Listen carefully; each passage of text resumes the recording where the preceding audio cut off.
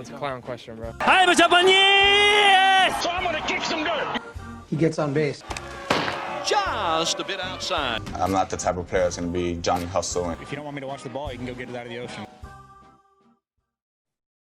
And welcome to the show to be named later, where we're talking baseball kind of whenever. I think Mondays and Thursdays now. I think it's pretty consistent. Yes, sir. I am your host, Chris Gianta. Over there on the other side of the screen is Daniel Curran. How you doing, Daniel? Chris, I'm doing well today. We've had another fun weekend of baseball. I know that's very cliche, but we got some stats to go over. We got some players to highlight. We got some bad stats, as we're going to call them. Well, there's a name that we'll, I guess, get revealed later. But Slightly alarming. Yeah, that's right. Yeah, we got slightly alarming statistics coming up later. What's slightly alarming, Chris? The fact that more teams are actually going out and being social during the 60-game shortened season, such as the St. Louis Cardinals, which is our first topic. We have a COVID outbreak. The second team to have one is the Cardinals, and there were rumors going around. I don't know how much truth there is to it, but there's been multiple reports that players went out to a casino, which is I don't understand. I really don't. Like, what are we doing here? Yeah. It could have been before this started, because this is when because it takes a couple of weeks to test positive. But I mean, I don't know how people aren't smarter than that, because you have the Marlins who may have been celebrating. They may have gone out and clubbing. You have the Cardinals going out to a casino. It's multiple. I mean, these are grown men who have seen all the headlines. They've read all the safety protocols just from, the CDC, from the government, from the league, from everybody. I don't understand what you're still doing going out when you're about to embark on a 60-game journey, when you're about to play a bunch of other teams from different cities where you can infect them as well as yourselves. Yeah, and it's not even – it's not necessarily about it's not necessarily about your own health or even the health of of the other players in the league. Mostly people will be fine. It's about, if there's a giant outbreak, the season's going to get canceled. So you have to do your own part in making sure this season happens at the very least. Yep. And there's a possibility that it doesn't happen. I really don't understand what we're doing here. But Manfred has threatened to shut it down. Rob Manfred, there was a report yesterday that came out that he told Tony Clark that if the players didn't do more to prevent the spread of the disease, that he was going to shut the whole season down. I'm sure Rob is aware that he enforced multiple great safety protocols. Like, of course, he definitely had a hall monitor going from the beginning. He definitely told players not to go anywhere from the beginning. That definitely happened. So it's definitely Tony Clark's fault. We all know that, of course, right? Yeah, that's it. I just looked up the information. None of that's true. No, none of that's true at all. Nope. Yeah. Literally nothing. He straight up does not care that much about the safety of the players of the league. And I think he's using the players as a scapegoat, which is a shame. A lot of people, myself included, I initially took this to mean he was using Tony Clark specifically as the scapegoat. He was kind of just talking to him as a way to get to the players, because he obviously has to go through him. But, I mean, Rob Manfred, he was the one that didn't let the bubble happen. There's a lot of stuff saying the players – hold on. Okay, I'm just going to get this off my back right now. For all the people out there that have been saying, like, oh, like the players were the ones that rejected the bubble, it's their fault. I'm just going to read a report right here. This is from Manfred. Quote, "I think the decision that we made with respect to the bubble was the right one," the baseball commissioner said. "We're different than other sports. We would had to have had multiple different locations, probably in order to just have enough facilities to make it work. The number of people involved and the number of people to support the number of players is much, much larger in our sport," which is true. That's all. I'll cut it off there. But I get what Manfred is saying there. There is 30 players on a team is a lot more than what you got in the NBA and what the NHL have. They have bubbles. But all these people out here saying that it's the players' fault for rejecting the bubble, that's just flat out wrong. Yeah, exactly. And they definitely weren't wrong to reject the bubble. I mean, they would have had the longest season out of anyone with the bubble, and I'm guessing the largest rosters, especially for rosters that are being developed. So they're not necessarily wrong to reject the bubble. However, when you know that the bubble is not happening, you still have to you have to be very stringent. You have to be like basically like you're a prison guard for the entire league. You know, it has to be like Shawshank in terms of keeping them where they are, making sure that they are at the correct locations all the time until that last pitch is delivered in the World Series. Exactly. I mean, in the NBA, you literally have people having to quarantine for 10 days because they go outside the bubble to get their Postmates. Yeah, and you have to have similar. Yeah, you have to have similar guidelines, and even with the NBA, like they're much safer. So you might even have to be a little more stringent. I'm not sure how, but you definitely have to make sure that there is some lockdowns in order for the season to happen. Not just for the players, but just for the entire league as a whole. Mm-hmm. That's right. I mean, I kind of understand Manfred wanting to shut it down. Like, it's a really bad look if more and more people continue to get this virus and more people have severe symptoms. I mean, Eduardo Rodriguez is out for the year with heart issues because of the virus. So I understand not wanting to put more players in danger, but I mean, you had 4.5 months to worry about this, and you spent that entire time trying to helping the owners trying to rob the players of money with the labor negotiations. So I mean, Rob Manfred did a really bad job with time management and figuring out how this is going to work, in my opinion. Yeah, and we've known what pretty much for the past couple of years. We know what side Rob Manfred aligns with for the most part. Obviously, because the owners are the ones who decide whether or not he stays. Like, if the commissioner gets voted out, it's the owners voting, which is unfair. I think the players should have a say in that too, because he's under their direction as well. But yeah, I mean, if the players took a vote, it would be pretty lopsided as far as getting Manfred out of there, and that's from all sides of the angles. Trevor Bauer has been super outspoken about Manfred. He's a guy who's pretty much got his money. I know he hasn't hit free agency yet, but he's gotten paid handsomely so far in the MLB, and he's going to continue to when he hits free agency in the winter, unless he decides to take a 1-year deal, which I would understand. And you probably have guys, in the minors. He's trying to cut 42 minor league teams. That's less job opportunities. That's less Major League Baseball opportunities. There's no real reason to like Rob Manfred if you're a player. Yeah, there's nothing that he's really done in particular for players. I mean, the only thing I could think of is for offensive players, drive their home run numbers up by juicing the baseballs. But other than that, I'm not very sure. And even that is far less than, I mean, like, you can just go down the line of things that happened in the last 6 months. The lack of punishment against the Houston Astros for their cheating scandal. You have players all over the league, players who had never spoken up before, signing off about how much they hate the Astros and their lack of punishment. And people came at Rob Manfred for that. And then after that, you had calling the World Series trophy a piece of metal, among the other comments he made. You had so many different things. You had the labor negotiations. You have the lack of safety protocols that led to 2 outbreaks already. I mean, there's plenty of things. You had remember during the draft when he said he was 100% confident they were going to play, and then 5 days later he said, "I'm not sure. I can't promise anything." You can't walk back on that after 5 days. Yeah, and suspending Joe Kelly for 8 games. Yep. It's been That's another good.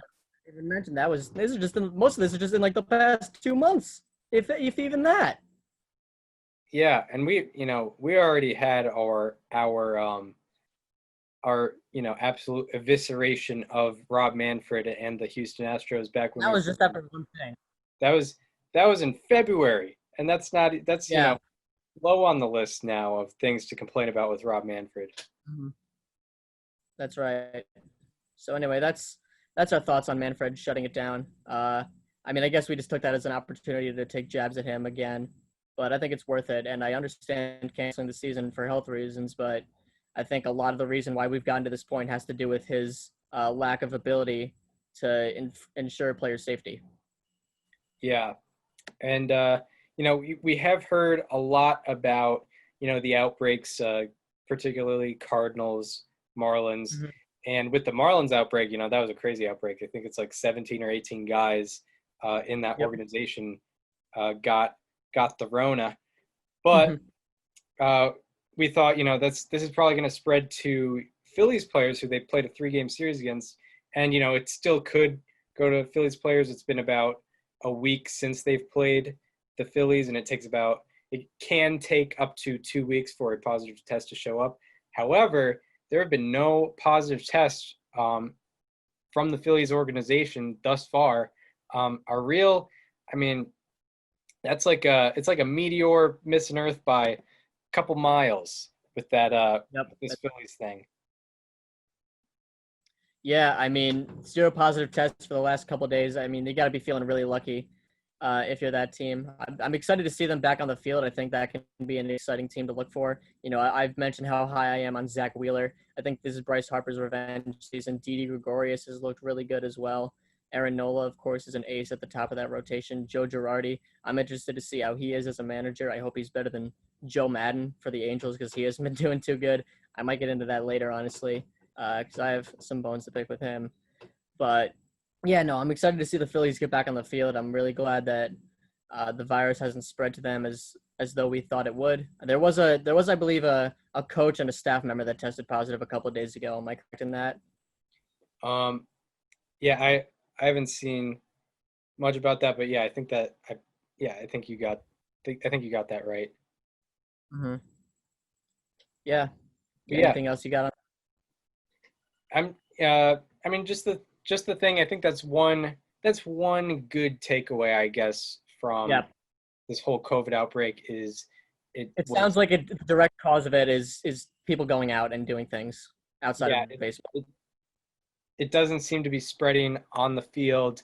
Not most of the players aren't wearing masks on the field, although they are pretty far away from each other, and I understand that. But even without that, I guess there wasn't a lot of spreading on the field going on. So maybe the on the field protocols, as far as what Manfred ordered there, that's going pretty well as of now. But off the field, it's looking pretty rough.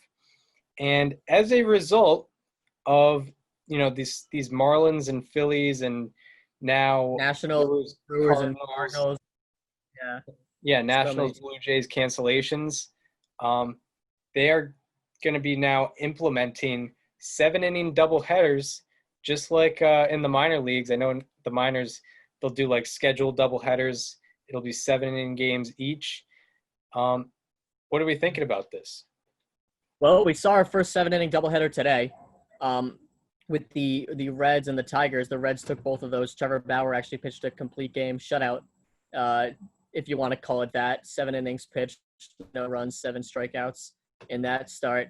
I don't have a problem with it at all. I mean, I think it's, as long as it only stays in this year, I don't think it's something that should continue down the line. I know Manfred loves that pace of play thing, and 7 innings will be fun. But honestly, very rarely do you see a doubleheader where like the first game goes super long and it delays the start of the second game. So I think 9-inning doubleheaders going forward are perfectly fine. As far as needing to make up games that are lost in such a short amount of time this year, it's perfectly fine to have 7 innings for now. Yeah. I mean, definitely something that you want to stick in 2020. I definitely agree with you there. I mean, it'll be very interesting to see, how this affects games. I guess, teams with less bullpen depth aren't going to have to worry as much. A team like maybe the Nationals, who have very good starters and not great bullpen guys, they can benefit from that. And then of course, vice versa, it definitely devalues your team a little bit. if you're, the Tampa Bay Rays. I mean, I guess they have a good starting staff, but I mean, like the Oakland Athletics, very good bullpen, not the best starters. They're not going to be as rewarded as much Example. during those games, but it probably shouldn't be too much of a big deal because I think it'll be very specific teams like the Phillies and Marlins, of course, are going to be playing a lot of these. The Brewers and Cardinals now are going to be playing some of those, but I think it'll be interesting because it reminds us of like some summer baseball, like AAU, American Legion type stuff. I think it's pretty interesting. Yep. And I like I said, I think it should stick with this year, but I don't have a problem with it this year. Yeah, as long as there's baseballs being thrown and bats being swung this year, I am happy for it. I am here for that. Absolutely. You know what? It might mess around with some ERAs and some strikeouts per nine, some of those rate statistics, but it's for the greater good.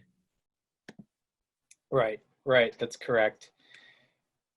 Well, now on to, I guess, the actual play, or not the actual play on the field.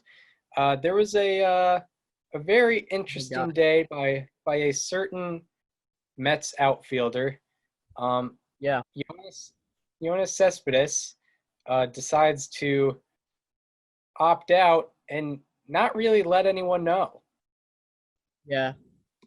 No, I mean it's we've had Lorenzo Cain recently opt out through a statement that the team issued. So obviously he told them, and that's how the Brewers found out. Yoenis Cespedes just decided to no-show. He went full Matt Harvey and just decided to no-show, not tell anyone to the game today. And people were legit worried if he was okay or not. So I mean, I hate that. I hate when that happens. I hate when you do stuff like that. You just go missing without telling anyone, and you have people worrying about your actual health. Like I was worried about the worst, but turns out he just decided to stay home. Not only that, but the Mets reached out to him and he didn't respond to anything. They checked his apartment where he was staying in Atlanta. He didn't say anything. He wasn't there. All his stuff was packed, and that was his way of opting out for the season. And I get it. Cespedes is a guy who's had a lot of health issues, a lot of them physical, obviously, but you still don't want to take any risks, especially with what's going on. And also, the outbreak is in your division, so you don't know what's going to you don't know what's going on. Even if you haven't played the Marlins and you haven't played the Phillies, you're going to be playing them, and you don't know what's going to be happening, especially since that's the division that has the most outbreak, if you will.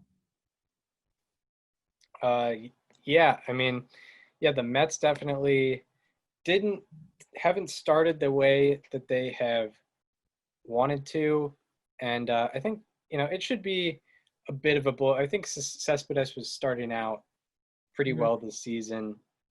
Thanks, because everyone wanted that comeback. Like he homers on opening day, he looked good in spring training and in summer camp, and you get this out of nowhere. Yeah, I mean it's not something that you like to see at all. Mm-hmm. Very unfortunate. Sorry,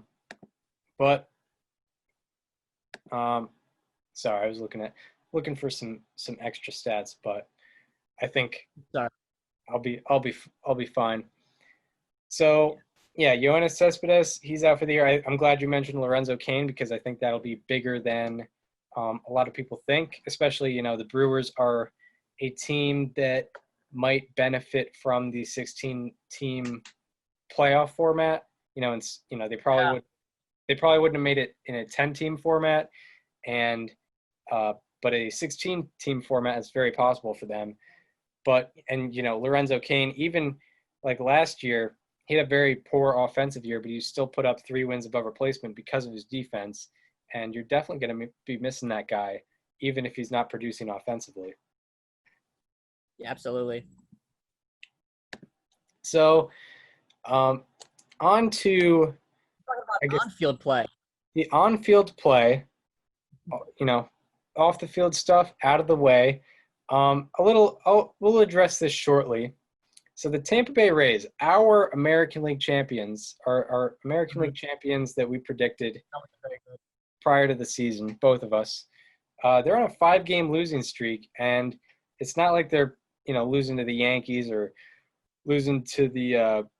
I guess they did lose partially to the Braves, but they got swept by the Orioles this weekend. and it seems to be different reasons every time. It's not it hasn't been strictly the offense that's underperforming. It hasn't been strictly pitching that's underperforming. It just seems like nothing's going quite right, and you can't really seem to diagnose anything. And stuff like this happens in a 162 game season to everybody. I mean, everyone has their slumps. Everyone goes through their great moments. And this is nothing different. The problem is it means a lot more in a 60 game season. Yeah, it's a 60 game season. I mean, every game. I think we've discussed this. Each game in a 60 game season has the value of 2.7 games in a 100. Yeah, it has the value of 2.7 games in a 162 game season. And yeah, you don't like to see this from the Rays, a team that a lot of people had as like a dark horse.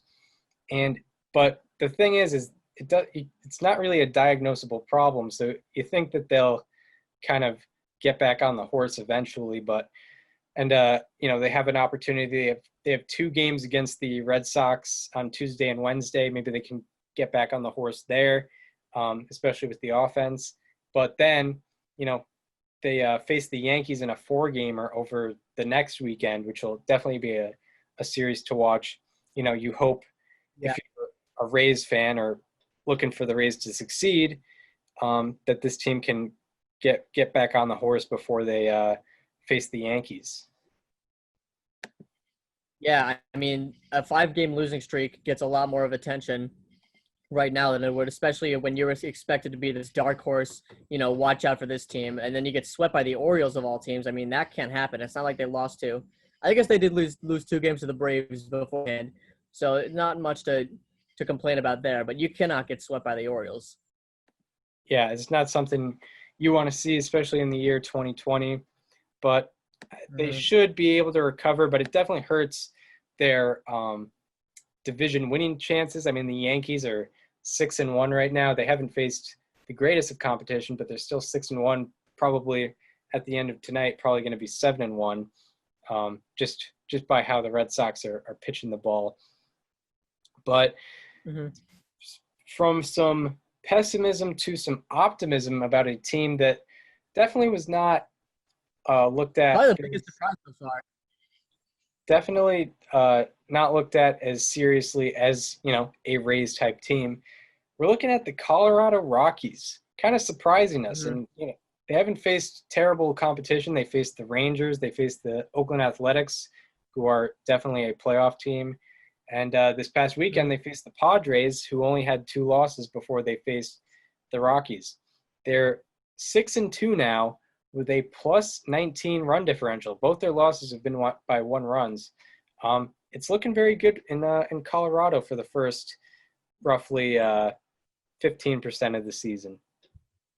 Yeah, and I mean, if you're a baseball fan, you know exactly how baseball is traditionally played in Colorado. You have great offense with not so great pitching, and the starting pitching has done an incredible job. I mean, German Marquez, John Gray, and Kyle Freeland, not particularly in that order, but the 3 of them have done an outstanding job. Marquez with a 1.54 ERA. I mean, that's something you absolutely love to see. Gray with a 2.61, Freeland with 1.15, and all of them have FIPS that are above their ERA pretty significantly. So, you could see them coming down to earth, but regardless, I mean, they're in an NL West division where second place is up for grabs for anyone that's not named the Los Angeles Dodgers. All 4 teams, especially with the way the Giants played this weekend against the Rangers, have a reasonable shot of getting that 4 through 6 seed in the playoffs. And the Colorado Rockies have emerged as a team that has been a pleasant surprise, and I'm excited to see if they can continue this. Yeah, and this is where, we've talked about, everyone's been talking about how it's gone from the marathon to the sprint. And this is where you start to kind of separate yourselves.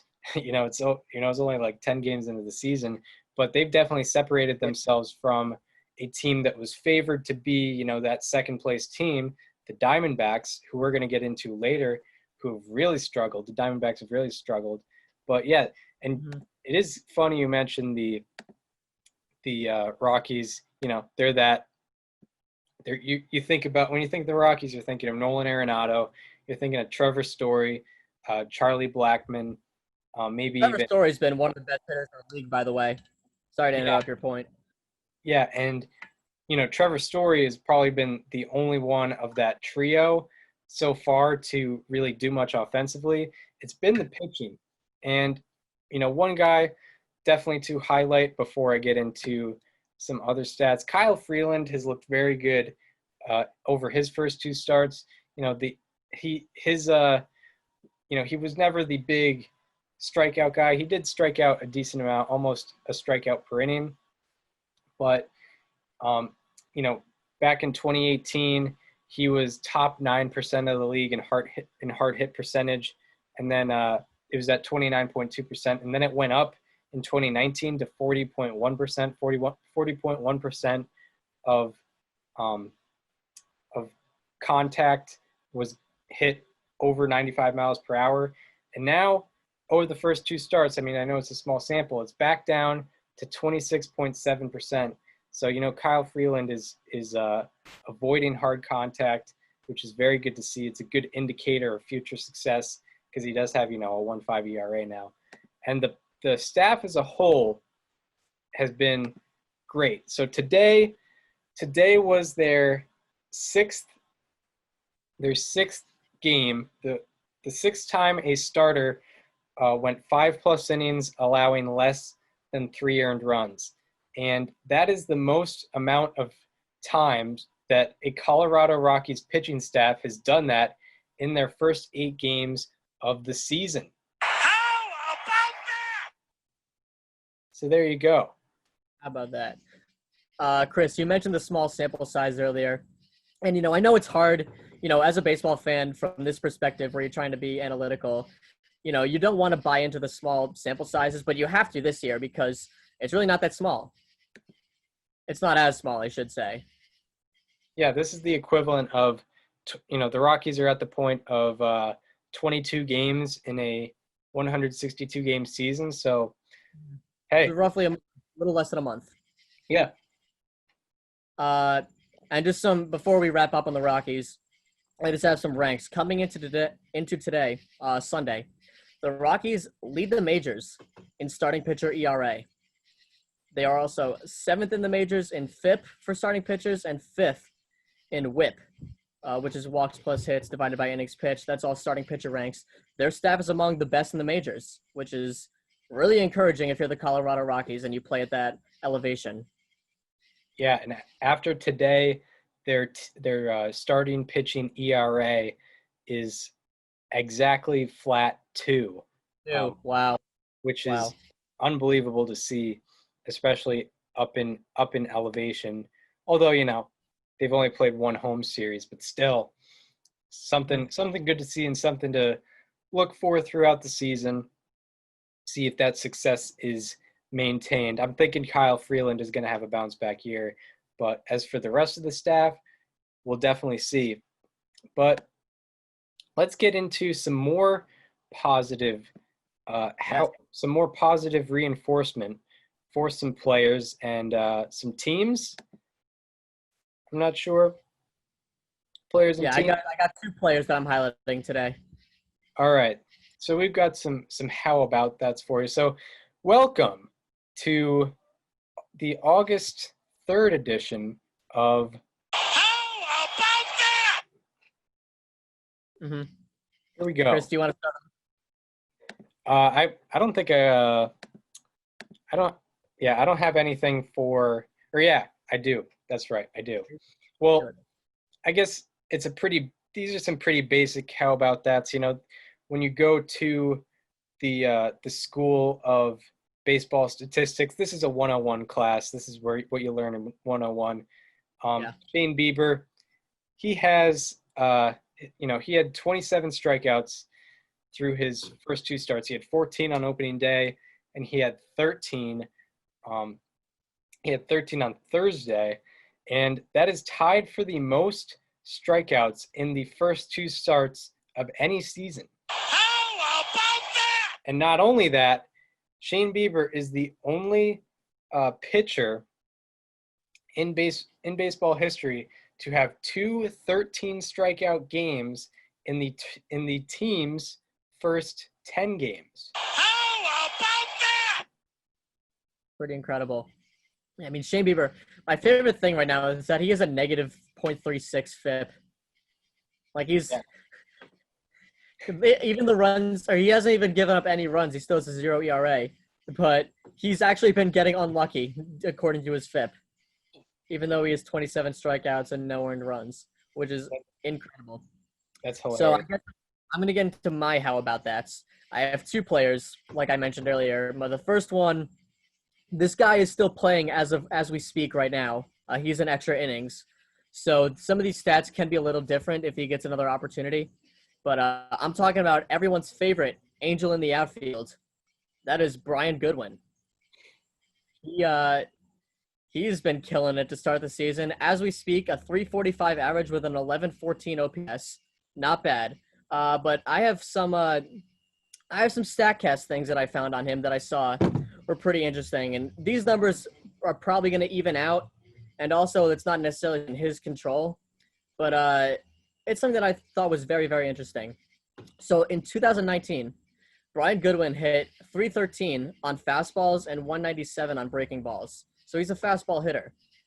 And oddly enough, the fastball distribution to him this year has gone up from 53.8% to 62.7%. And the breaking ball distribution, it's gone from 30.9% to 25.4%. So I know that that'll probably even out, and I know that as a player, you're just going to see more fastballs than anything else. That's just natural. But the fact that they're actually attacking him with them more, despite him being a clear fastball hitter, is really surprising to me. I guess you could say it's slightly alarming. We'll save that for later, though. But Brian Goodwin, seeing a lot of fastballs and doing what he does best against them. How about that? There Indeed. we go, Brian Goodwin. Brian Goodwin. By the way, while we're talking about Angels in the outfield, shout out to Mike Trout, who became a father this weekend, or last week, I guess, on July 30th. He and his wife gave birth to Beckham Aaron Trout. Baby boy. His initials spell bat. Yeah, his initials spell bad. He's probably gonna have a good one. I can't wait for his first 7-win season. That's gonna be a good one. Yeah. I can't wait for him to put up 10 wins above replacement his rookie year. in 2042. It's gonna be great. So my second how about that, strangely enough, this is my second Detroit Tiger that I'm doing this week. I did Jacoby Jones last week. Talking about Tyler Alexander. Chris, did you catch his relief appearance today? Yeah, I did. Yeah, I couldn't not talk about this. So he comes in. Hold on, I'm just gonna pull this up real quick. He comes in relief after 2 innings by the Tigers starter. Strikes out the first 9 batters he faces. First 9. That ties an American League record alone. And then after that, he hits a guy, strikes out another guy, walks a guy, and then departs. And the inherited runners did not end up scoring. So his line on that incredible start: 3 innings pitched, 10 strikeouts. I'm sorry, 3 2/3 innings pitched, 10 strikeouts, 1 walk. Oh, by the way, there was also a base running out, I should add, mixed in there. So that is 10 out of 11 outs were strikeouts, which is incredible. And he is the first reliever. That's okay. He is the first reliever since Smokey Joe Wood. You have to go all the way back to him on July 17th, 1909, to strike out 10 batters in 4 innings or less. About that? So you had an all-time relief appearance there from Tyler Alexander as far as dominance goes, and I couldn't let that go unnoticed, even though it's a very small sample size. It's just 1 outing. Yeah, that's absolutely insane. And, no one had really ever heard of Tyler Alexander before this. And 10 He's a rookie. strikeouts. 10 strikeouts in 3 2/3 innings, I remember like when we were first discovering like Josh Hader, that was he was doing that type of stuff, but in less innings. He was doing like 2 2/3, 7 strikeouts. It would be insane, and that's where we kind of learned about him. So maybe Tyler Alexander might be able to turn into that type of pitcher. But now we go from the highs to the lows, and we're going to be talking about some players and teams that are looking Slightly alarming. some slightly alarming statistics for you. I'll start. I'll go ahead. Yeah. I'll go ahead. And I had two things I wanted to point out. Yeah, is one of them Shohei Ohtani? No, but go right ahead. All right, because that's what I was looking up during the show. So Shohei Ohtani, he had a rough first start. He didn't get one single out. He gave up 7 consecutive He allowed 7 consecutive batters to get on base. And today, he was looking good through 1 inning. He pitched. He had a perfect first inning, and then he goes ahead and walks 5 batters in the second inning and gets pulled. He walks in 2 runs, and he gets pulled after an inning and 2/3 of work. And he is the 4th player in baseball history. The other players to do this: Stan Williams in 1962, Hank Johnson in 1929, and Joe Cowley in 1987. So he is the 4th player to pit.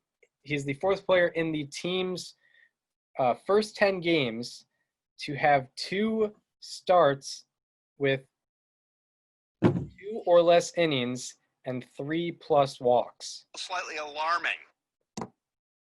Yeah, I mean, coming back from Tommy John surgery, Shohei Ohtani's gotten all the hype of being a two-way player. And luckily, he has the fallback option of just being a hitter, which he's been pretty good at over the past week, 2 home runs. So, thankfully this isn't the absolute worst-case scenario for Shohei Ohtani. But, yeah, I mean, you definitely need to be better on the mound there. Is that did you have anything else? No, I do not. Okay. So for my first slightly alarming player, I'm highlighting the guy who has been, statistically speaking, coming into Sunday, the worst hitter in all of Major League Baseball. Do you know who that is, Chris? Coming into Sunday? In pretty much every statistic. I'll go through all of them. Do you want what team? The Milwaukee Brewers. Is it Orlando Arcia? No. I don't know. Give me it. Chris, you're sitting down right now, right? That's correct. Okay, this is not the start you wanted from a guy of this guy's caliber. Oh no. So I just want to make sure you're ready for this. Okay. We're talking about Christian Yelich, Chris. Oh no. Yeah, Christian Yelich has had a big time, and I know he hasn't played as much games as everyone else because he's on the Brewers, and they've taken a few days off because of the Cardinals. They were supposed to play them, but Christian Yelich, in the first few games, he is an 0.37 average. That is the worst in all of baseball. He is also worst in baseball in OBP with an 0.71, OPS with a 220, WOBA with an 0.98. He's the only person in the league qualifying that has a WOBA under 100. He is negative 45 weighted runs created plus. That is the worst in the league. And a negative 0.5 FWAR. That is also the worst in the majors. He is worse in the majors than all those that I just listed. Also 5th worst in strikeout percentage, over 40%. So Christian Yelich, that is the number 1 catalyst in the Milwaukee Brewers lineup. And they've done okay despite that. I think they're like 2-3, maybe 3-2, something like that. But you need to have Christian Yelich step up. And when you're a superstar caliber player, if you have negative 0.5 WAR, that's going to be really tough to recover from, especially in a 60-game setting. Like you might see him with like a 0.5 WAR this season, at best. Slightly alarming. Yeah. Yeah. It's a tough scene, but you hope over the next 50 or so games he'll straighten it out. And that's what we got. And you have I got one more. You have a team. You have a team that's looking. I have a team. It's looking. Slightly alarming. I have a team that's slightly alarming. By the way, Brian Goodwin is up right now with the bases loaded, 2 outs, down by 1. Would you look at that? Yeah, he just struck it. Or never mind, he didn't strike out. And the game's behind. It's 1-2 right now. But anyway, we got to talk about the Arizona Diamondbacks, Chris. This is a team that I kind of had as a lock as second place in the NL West. I didn't know how I felt about the Padres and the Diamondbacks, or the Padres and the Rockies, but Brian Goodwin just got out to end the game. It's okay. Still doing really well. But anyway, the Arizona Diamondbacks have been very, very bad. They are 3-7. They just got shut out by the Dodgers at Clayton Kershaw's return. And coming into Sunday, as a team, they have 59 weighted runs created plus. Strangely enough, the Pirates are actually worse than that with 55, but they also have the worst F-WAR in the majors among hitters with -0.9, almost one below. They have 2 home runs as a team, just 2, in their first 10 games. That is really, really bad, Chris. Slightly And alarming. they also have the 3rd worst ERA in the majors. So absolutely nothing is clicking. Robbie Ray is an 8.64 ERA. That is something you cannot see if you're the Diamondbacks. And Mad Bum is a 4.09 ERA as well. Absolutely nothing has been clicking for them. Ketel Marte's been decent. Christian Walker's been decent, but that's about it. Yeah, it's definitely not something you want to see. They're they're a 1/6 of the way through the season now, which is equivalent to about a month in a regular 160 game season. Lead. Xander Bogaerts just hit his 2nd home run of the game. Oh, 6-5.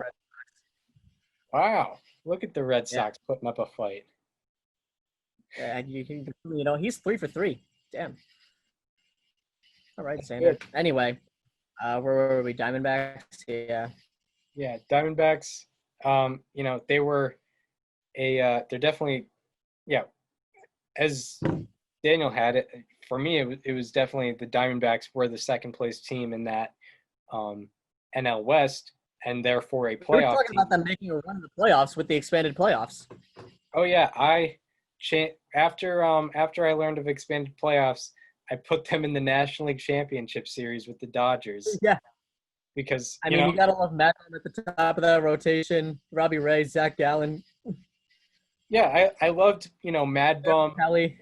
I love the idea of Mad Bum and like Gallen, Weaver, and Ray just shoving it for the first 2 series of the playoffs and going past. I had it against the Braves and the Nationals. I had them going past those teams and going to the National League Championship Series. But if I'm sure they'll figure it out at some point. I mean, that offense is too good to post a 59 weighted runs created plus and probably lower after the. We're talking about a lot of the depth that they had. Yeah, we were. Tons of depth. They have one of the best offensive catchers in the league. They had the best second baseman in baseball last year. One of the better offensive third basemen last year.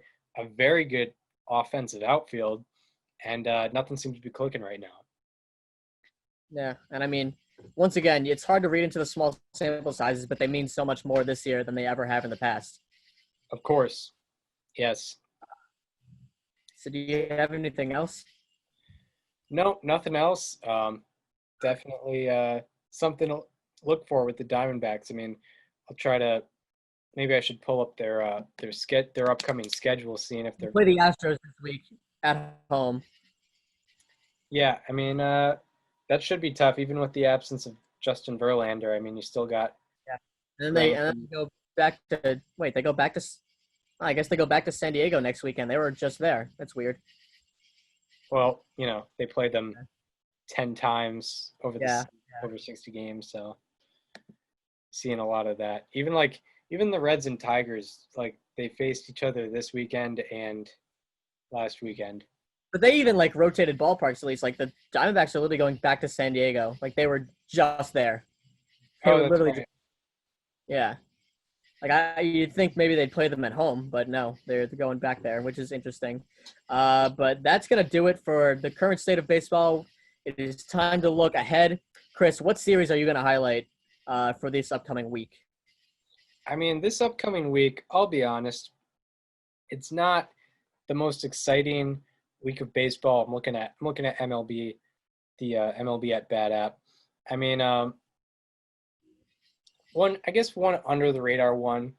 I think maybe it could maybe budge teams in different directions. I'm looking at Indians Reds, the That's what I was Battle of Ohio. Yep.